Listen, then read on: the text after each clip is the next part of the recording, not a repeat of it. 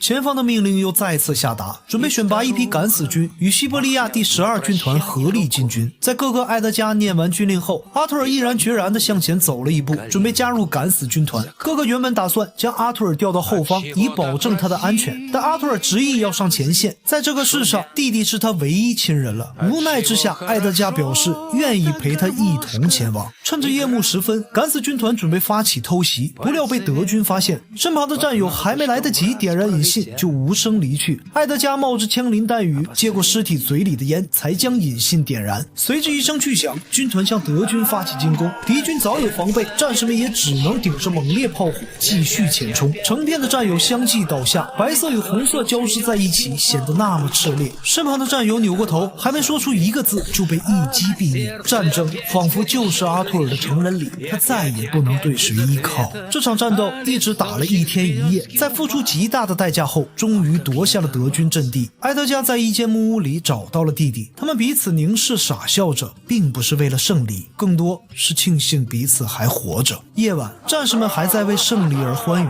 但是一个从后方寄来的包裹却突然让大家都陷入沉默。那是一位母亲写给儿子的信，但他的儿子可能再也无法给他回信了。Naudiņu un tāpat tavu iepriekšējo vēstuli, kura likās nozudusi, nodīšu cimdus arī taviem draugiem. Un kad sirds paliek skumja un baļpilna, visvairāk tumšajos vakaros, tad uz galdiņa pie gultas aizdedzinu lampiņu un skatos ilgi mana sirsnīgs kūpstas savu puisīti. Tava māmiņa. 还没等他念完，指挥官就下令即刻前往下个据点，因为如此动情的叙述无疑是最快摧毁意志的毒药。战场上，哥哥告诉阿图尔坚持下去，因为西伯利亚的军队马上就会来支援。饥寒交迫下，兄弟二人也成为了彼此唯一的温暖。哥哥提醒阿图尔将身子再低一些，说话时语气还略带宠溺，然而话音刚落，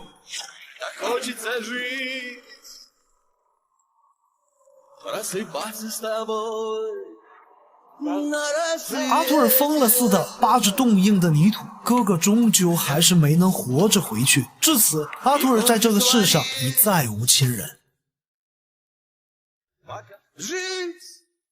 尽管痛不欲生，但他却没有哭出来，他只是不停地摸着哥哥的脸。这场战斗的胜利对阿图尔来说已经变得毫无意义，他终于在这场战争中长大了，只不过这长大的代价太